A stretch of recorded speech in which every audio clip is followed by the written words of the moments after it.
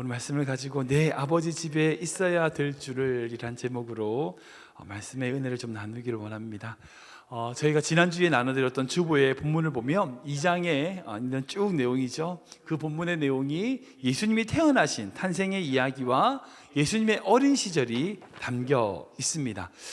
우리가 알다시피 사복음서에 예수님 마태, 마가, 누가, 요한 이 사복음서에 예수님의 유년 시절이 기록되어 있는 것은 이 누가복음이 유일합니다. 마태복음에 그저 조금 예수님이 태어나실 때의 상황을 조금 표현하고 기록되어 있을 뿐 예수님의 어린 시절을 보여주는 것은 이 누가복음이 정말 유일한 자료입니다. 그래서 참 귀중한 자료죠.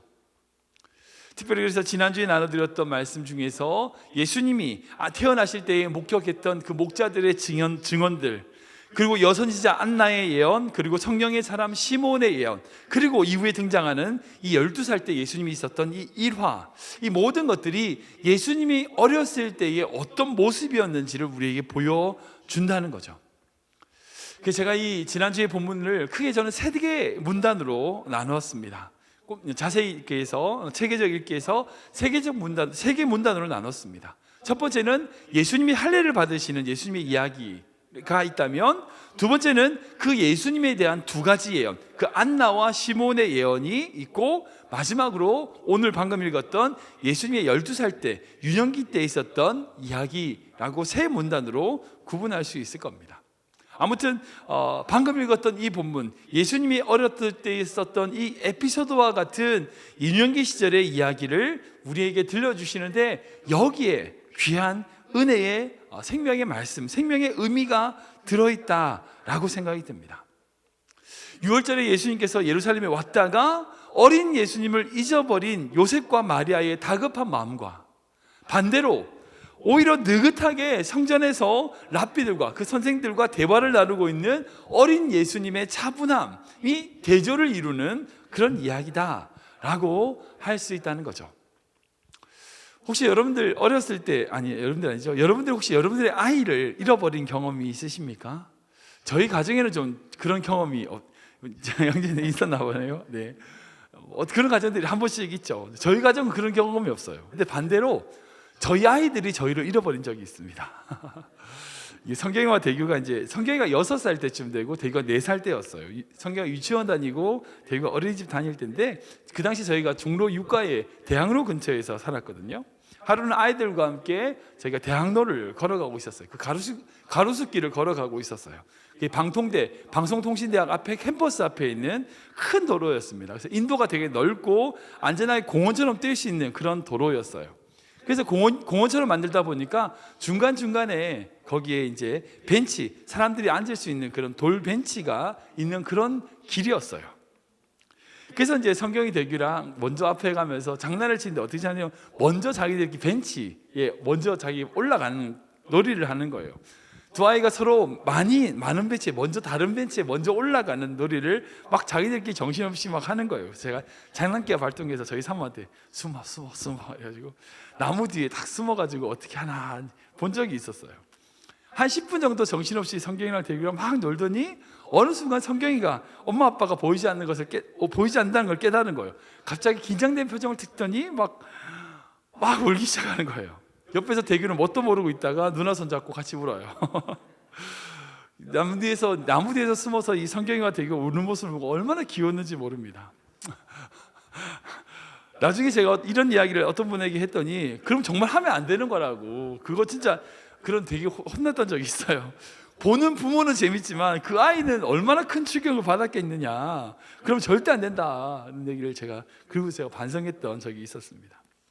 아무튼 아이를 잃어버리거나 자기가 사랑하는 사람을 잃어버리는 것은 굉장히 큰 충격이죠. 지금 또 인터넷이라든지 여러 매체에 잃어버린 아이를 찾는 그런 광고를 볼 수 있습니다. 아이를 잃어버린 부모의 마음은요, 저희는 잘 이해는 안 되지만 그렇게 잃어버려 본 사람은 많이 알 수 있는, 정말 상상할 수 없는 아픔이고 충격일 것입니다. 오늘 본문을 보면 12살밖에 되지 않았던 그 어린 예수님을 잃어버렸던 요셉과 마리아의 당황스러운 모습을 볼 수 있습니다. 이 이야기를 통하여 우리가 신앙적으로 발견할 수 있는 것이 있습니다. 즉 요셉과 마리아의 입장에서 그 귀한 어린 예수님을 잃어버린 자로서 생각할 수 있는 두 가지가 있는데, 첫 번째는 뭐냐면 우리는 주님보다 먼저 나가서는 안 된다는 거예요. 먼저 앞서서는 안 된다는 겁니다. 두 번째는 진정 소중한 것을 잊어버려서는 안 된다는 거예요. 첫 번째로 죄송합니다. 주님보다 우리가 먼저 앞서서는 안 된다는 거예요. 같이 읽어볼까요? 시작. 주님보다 우리가 먼저 앞서서는 안 됩니다. 한 번 더 읽겠습니다. 주님보다 우리가 먼저 앞서서는 안 됩니다. 우리 43절과 44절 말씀인데요, 같이 읽겠습니다. 시작. 그날들을 마치고 돌아갈 때에 아이 예수는 예루살렘에 머무셨더라. 그 부모는 이를 알지 못하고 동행 중에 있는 줄로 생각하고 하루길을 간 후 친족과 아는 자 중에서 찾되. 아멘. 이 요셉과 마리아가 어린 예수님을 잊어버리고 난 다음에 당황했던 모습을 상상할 수 있어요. 출애굽기 말씀을 보면요, 하나님께서 이스라엘 백성을 인도하셨던 방법이 있습니다. 광야라는 곳, 이 사막이라는 곳은요, 나침반이 없으면 어디로 가야 될지 방향을 알 수 없는 곳입니다. 그런 곳에서 이스라엘 백성이 살아남을 수 있었던 것은 바로 오직 한 가지, 하나님이 그들을 인도하셨기 때문입니다. 그리고 그 하나님의 인도하심을 따라 하나님을 앞서지 않고 뒤따라갔기 때문이라는 거예요. 낮에는 구름 기둥으로, 밤에는 불 기둥으로 이스라엘 백성 앞에서 인도하셨고, 그 구름 기둥과 불 기둥을 보고 그저 따라가기만 한 거죠. 그래서 그 이스라엘 백성은 그 광야길을 넘어갈 수 있었습니다. 구름 기둥과 불 기둥이라고 하는 그 하나님의 인도하심의 징표를 보며 걸어 나왔던 그 이스라엘 백성이기에 그 광야길을 지나올 수 있었다는 거죠. 여러분 다 하시는 이야기지만 이 광야 사막이라는 곳은요, 일교차가 상상을 초월합니다. 낮에는 40도 이상 너무 뜨거웠다가 밤에는 영하로 내려가서 얼어 죽을 만큼 그렇게 기온 차이가 나는 곳이 바로 사막이죠. 그러나 그런 환경에서 이스라엘 백성에게 문제가 없었어요. 왜요? 하나님께서 낮에는 구름 기둥으로 뜨거운 햇볕을 막아주시고 밤에는 불 기둥으로 추위를 이겨낼 수 있었기 때문이라는 거예요. 사랑하는 우리 인생도 마찬가지입니다. 우리도 광야와 같은 사막과 같은 인생길을 걸어가잖아요. 우리 힘으로 살아갈 수 없는 인생길입니다. 그러기에 하나님의 인도하심을 뒤따라가는 것, 이것이 너무나 중요하다는 거예요. 우리 시대의 가장 큰 화두가 되는 것이 바로 양극화인데, 양극화하는 게 뭐예요?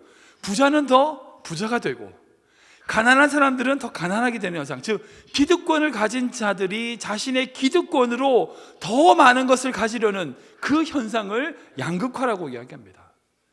기득권이 뭐 정치 권력에만 있지 않죠. 경제 권력, 사법 권력, 언론 권력, 하다못해 공무원이 가지고 있는 그 조그만 알량한 권력도 기득권이라고 그거 가지고 자기의 배를 부리려고 하는 모습들을 우리는 세상에서 볼 수 있습니다. 그들이 말하는, 그 기득권이 말하는 정의와 공의, 그렇게 말을 하지만 그들이 누리려고 하는 기득권에는요, 정의와 공의가 없는 세상입니다. 즉 이 세상은요, 가면 갈수록 더 어려워진다는 거예요. 더욱더 사막과 같은 곳이 되어 간다는 겁니다. 그러기에 우리 앞에 우리를 인도해 주시는 주님을 뒤따라가는 것이 너무나 중요합니다. 그러기에 철저히 세상의 논리가 아닌 주님의 논리로 사는 자들이 우리는 되어야 된다는 겁니다.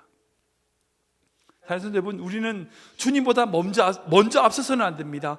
주님을 따르는 인생이 되어야 됩니다. 근데 솔직히 이제 신앙적으로 우리가 주님을 따르지 않는 이유, 우리가 앞설 때가 있어요. 어떤 때에 그런 일이 생기는가? 지금 요셉과 마리아는요, 처음 예수님을 데리고 예루살렘에 간 것이 아니죠.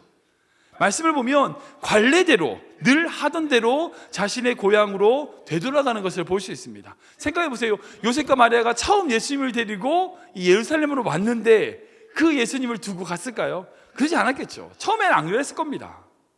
한 번 가고, 두 번 가고, 한 5, 6번 가고, 10번 가고 나니까, 몇 번 다녀오고 나니까, 그렇게 와도 문제가 없구나.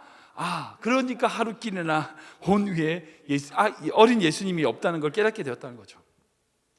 사실 우리가 신앙적으로 주의해야 될 부분이 바로 이겁니다. 늘 하던 일이니까 하면 되는 거야.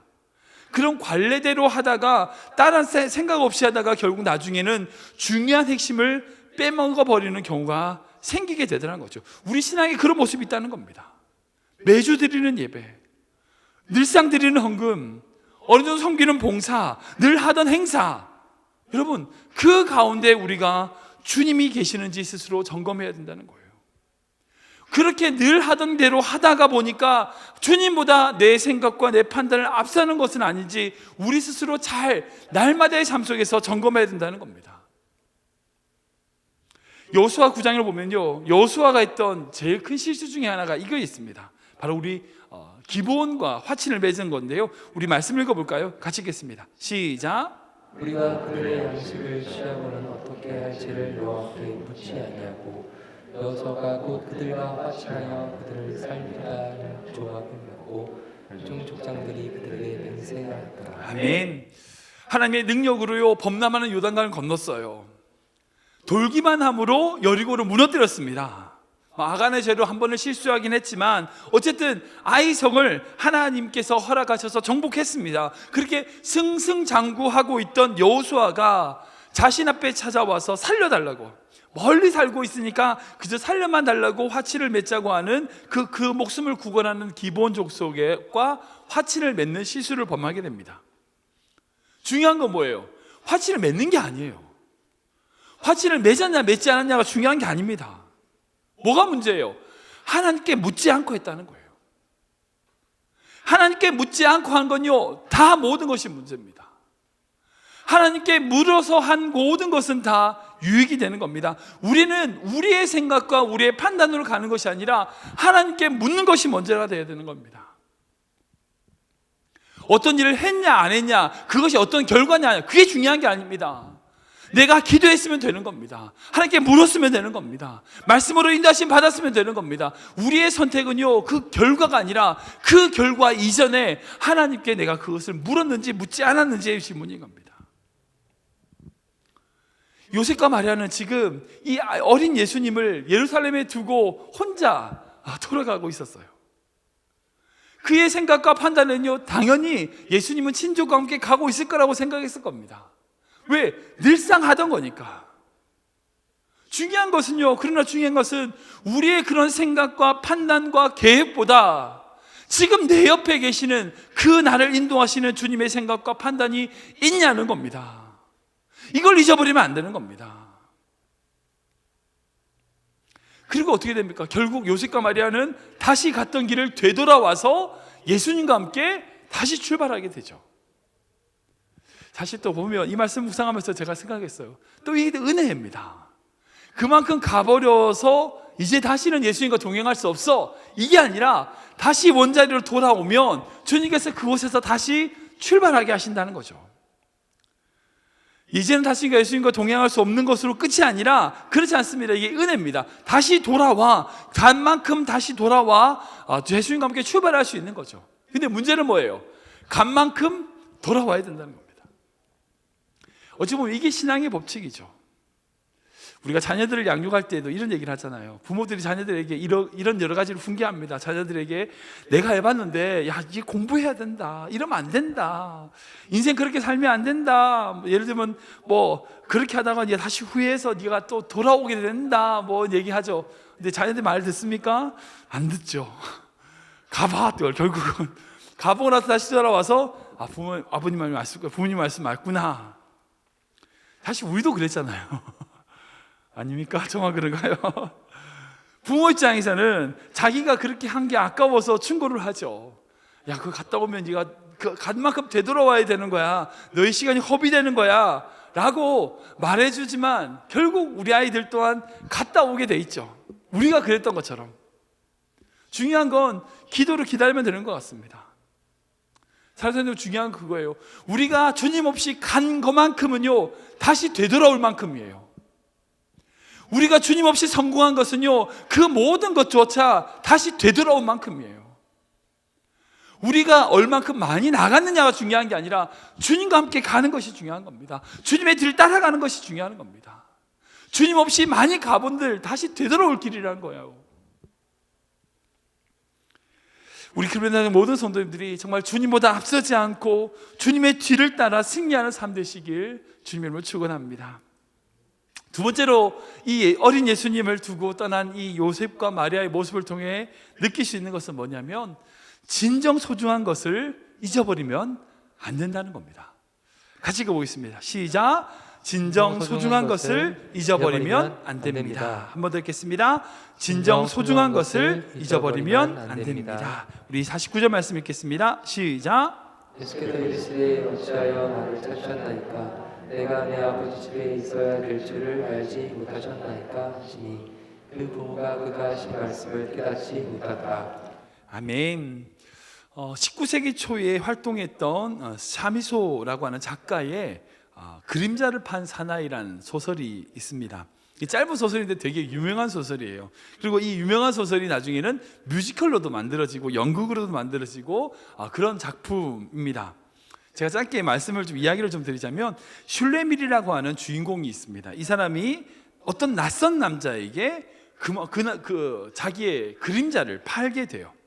이 낯선 남자가 자기에게 찾아와서 금화가 쏟아지는, 금화가 무조건 다 나오는 주머니를 보여주면서 너의 그림자를 나한테 이걸로 팔아라 라고 하는 거예요. 되게 가난한 사람이었거든요. 그래서 정말 가난하니까 그 돈을 보고 너무 좋아서 그림자 있으나 마나한 거잖아요 라고 생각을 하고 있으나 마나한 그림자를 그 사람에게 팝니다. 그 금화가 나오는 주머니를 받고. 그래서 이 사람은 사는 사람은, 낯선 남자는 자기 뒤에 와서 익숙한 솜씨로 돌돌 말아가지고 그림자를 가지고 가버려요. 훌쩍 떠나버립니다. 자신의 그림자를 그렇게 판 슐레밀은 그 뒤로 돈은 무한정 나오는 거니까 돈은 많이 쓰고 하지만 그 뒤로부터 시련이 찾아오게 됩니다. 강아지한테도 있고 모든 사람에게 다 있는 그림자가 이 슐레밀에게는 없다는 것을 주변 사람들이 알게 됩니다. 그리고 슬슬 이 사람을 이상하게 보죠. 욕을 하고요, 안타까운 눈빛으로 바라봅니다. 돈이 아무리 많더라도 그림자가 없으니까 아무 소용이 없는 거예요. 그래서 밤에, 그림자가 없는 밤에만 다니고 그렇게 자기의 약점을 감추려고 애를 씁니다. 몇 번 사랑하는 여인을 만나가지고 사랑을 받았지만 그림자가 없다라고 하는 것은 비밀이 탄로가 돼가지고 결국 결혼을 못해요. 아무리 돈을 많아도 그림자가 없어서 불행한 삶을 살게 되는 겁니다. 그 그림자야말로 자기에게 무엇보다도 바꿀 수 없는 가장 고귀한 것을 깨닫게 되고 다시 그 그림자를 찾기 위해서 자기가 판 그 사람을 찾아가게 됩니다. 그저 그 회색 옷을 입었던 사람이 만약에 그 그림자를 되돌려 받으려면 너희 영혼을 나에게 주라 라고 요구하게 되는 겁니다. 결국은 이제 이 이야기는 자기의 그런 시련과 인간적인 배신으로 말미암아 참담한 삶을 산다는 것으로 비극적인 이야기로 끝이 나게 되는 겁니다. 여러분, 이 소설을 한 번씩 들어보셨죠?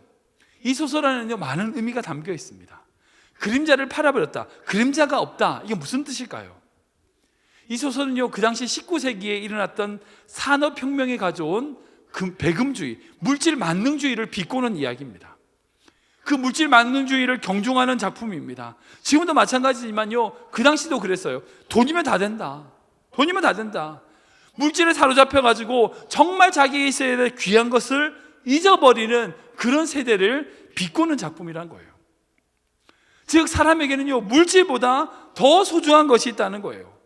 그게 너무나 흔하고 너무나 평범하기 때문에 아무것도 아닌 것처럼 느껴지지만 정작 그것을 잃어버리고 나면 그때서야 그 귀한 것을 깨닫게 된다는 것을 말하고 있는 거죠. 그 작품에서 그림자는 것은요 그 자기 자신을 의미합니다. 그림자를 잃어버렸다는 것은 바로 자기 자신을 잃어버렸다는 거예요. 왜냐하면 그림자가 없다는 것은 그림자에게 있던 본체가 없다는 것이기 때문에 이 소설에는요 물질적인 어떤 유형적인 소유를 위하여 본질적인 자신의 영혼, 양심, 신앙, 믿음, 그런 모든 것을, 그런 것들을 잃어버렸다는 것을 상징한다고 할 수 있습니다. 오늘 본 말씀 보면요 상황적으로 대조되는 것이 있어요. 정말 귀한, 자기에 있어서 정말 아기, 어린 예수님을 잃어버린 요셉과 마리아, 그리고 두 번째로 여전히 성전에서 가장 귀한 말씀을 붙들고 있는 어린 예수님, 이 두 가지가 좀 대조를 이루고 있어요.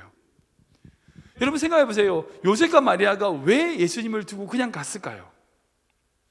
친족들과 함께 이야기 나누는 거, 같이 여행하면서 이야기하는 거 있잖아요. 그렇게 이야기하는 거 중요하죠. 그리고 예루살렘 돌아왔으니까 예루살렘에서 다시 나사렛으로 집으로 돌아가는 일 중요합니다. 근데 그게 아무리 중요해도요, 친족과 이야기하는 시간이 중요하고 자기가 예루살렘에서 고향으로 돌아가는 것도 아무리 중요하다 할지라도요, 어떻게 더 소중한 예수님, 그 어린 예수님을 잃어버리면 안 되는 거죠. 근데 반대로 어린 아이로서의 부모는 얼마나 중요해요. 부모라고 하는 존재는요, 어떤 것보다 중요합니다. 그런데 그 중요한 것보다 더 중요한 아버지 집에 거하는 것을 잃어버리지 않았던 어린 예수님의 모습을 우린 대조적으로 볼 수 있어요. 즉 무슨 말이에요? 사단은요, 우리를 흔들 때 쓸데없는 거 가지고 흔들지 않습니다. 쓸데없는 거 가지고 하지 않아요. 중요한 걸 하게 합니다. 그리고 그 중요한 것에 우리의 시선을 빼앗기다 보고 결국 소중한 것을 잃어버리게 합니다. 무슨 말인지 아시겠어요? 우리에게 중요한 일을 하게끔 하다가 결국 소중한 것을 잃어버리게 한다고요. 스탠퍼드 대학의 교수인 짐 콜린스라는 분이 쓰신 Good to Great이라는 책이 있어요. 그 책에 보면 이런 문구가 있습니다. Good is the enemy of great. 좋은 것은 위대한 것의 적이다.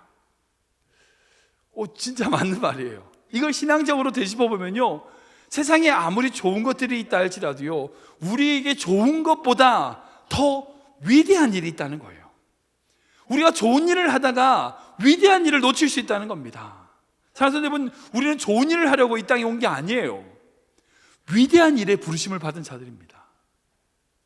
예를 들면 그런 거죠. 크고 좋은 집 사는 거 좋은 일입니다. 나쁜 일 아니에요. 좋은 일입니다. 그래서 몇 년간 시장을 조사하고요, 뛰어다녀가지고 론을 받아가지고 그렇게 좋은 집을 가지는 거, 좋은 일이에요. 낫습니다. 좋은 직장 가지는 거 좋은 일 맞아요. 물론 우리가 이 세상을 살아가면서 살기 위해서 주님의 사명을 이루기 위해서 어떤 물질적인 거나 직장이나 이런 것들을 가지기 위하여 노력하고 공부해야 됩니다. 그렇게 노력하고 공부하는 거 나쁘다고 얘기하는 게 아니에요. 좋은 일 맞아요. 분명 좋은 일입니다. 그런데 그 좋은 일 때문에 위대한 주님과 동행하는 것을 잃어버려서는 안 된다는 거예요. 좋은 일을 하지 말란 말씀이 아니에요. 좋은 일을 하세요. 그러나 우리가 해야 될 것은 그런 좋은 일로 그친 인생이 아니라 우리에게 허락하신 위대한 일이 있다는 거예요. 좋은 것 때문에 위대한 주님과 동행하는 것을 잃어버려서는 안 된다는 겁니다. 사랑하는 성도 여러분, 우리는 주님을 붙드는 자가 되어야 됩니다. 세상에 좋은 것을 가지기 위해 노력하는 만큼 주님을 품기 위해서 노력해야 돼요. 우리가 믿음으로 살아간다는 것은요, 우리가 가져야 할 것, 우리가 해야 될 것을 잊어버리는 것이 아니라 그것이 귀함을 깨닫고 그것을 잃어버리지 않는 거예요. 말씀을 좀 정리하겠습니다. 어린 예수님께서 요셉과 마리아에게 요셉과 마리아가 막 놀라가지고 어떻게 우리에게 이렇게 하니라고 그렇게 얘기할 때에 대답하셨던 대답이 좀 참 재미있습니다. 뭐라고 대답하신지 아시죠? 내가 내 아버지 집에 있어야 될 줄을 알지 못하셨나이까? 저는 여기 있는 게 당연한 거 아닙니까? 라고 말하는 거예요. 지금 예수님은요, 이 어린 예수님은요, 자신을 잃어버려가지고 당황한 요셉과 마리아에게 중요한 핵심을 지금 말씀하고 있습니다. 지금 제가 여기 있는 것이 당연한 거 아닙니까? 사랑하는 여러분, 지금 여러분들은 어디 있으십니까? 물론 지금 여기 육체적으로 앉아 계시죠. 온라인으로 예배 드리십니다. 코로나19가 생겨가지고 온라인 예배가 생기고 여러 가지로 성전에 못 나오시는 분들이 계시죠. 제가 이제 한 주마다 계속 이제 몇 번씩 이제 전화 신방을 한 주에 한 번, 뭐 2주에 한 번 이렇게 전화 신방을 하는데 어떤 권사님이 그러시더라고요. 그분께서는 이제 6.25 때 피난을 가가지고 처음 교회를 가셨대요. 그때 이제 족자라고 하죠. 아시죠? 옛날에 글씨 누런 종이에다 큰 종이에다가 찬양 글씨 싹 써가지고 이렇게 제껴가지고 풍금 반주해가지고 다 같이 노래 부르는 그 족자로부터 시작해가지고 거기서 막 소리 지르면서 노래 불렀던 걸로 시작해서 70년 넘게 한 주도 빠지지 않고 교회를 다니셨대요. 그렇게 다니던 교회를 못 가니까 너무 마음이 아프다고 막 그런 얘기를 제가 말씀드렸던 적이 있어요. 중요한 건요, 우리의 몸이 어딨냐가 아닙니다. 지금 우리가 분명 주님의 성전에 있어야죠. 예, 내가 내 아버지 집에 있는 것이 당연하다라고 말하는 것이 있어야 됩니다. 즉 우리의 몸이 어디 있느냐가 아니라 지금 여러분들의 마음이 어디 있냐는 겁니다. 당연히 내 아버지 집에 있죠 라고 하는 것처럼, 예수님이 그렇게 대답하시는 것처럼 여러분 대답하실 수 있습니까? 어떤 환경이 있다 할지라도, 어떤 사업에, 어떤 비즈니스에, 어떤 공부에 바쁘고 분주하더라도요, 누가 물어봐요. 너 어디 있니? 네, 당연히 제가 아버지 집에 있죠 라고 대답하실 수 있냐는 거예요. 어떻게 바쁜 일이 있고 어떻게 소중한 일, 중요한 일이 있다 할지라도 그 바쁜 와중에서도 우리의 마음 중심에 여전히 주님보다 앞서지 않고, 그리고 우리의 마음 중심에 잊어버리지 않고 우리 마음 가운데 내 아버지 집에 내가 거합니다라고 고백할 수 있는 우리 귀한 성님 되시길 주님 이름으로 축원합니다.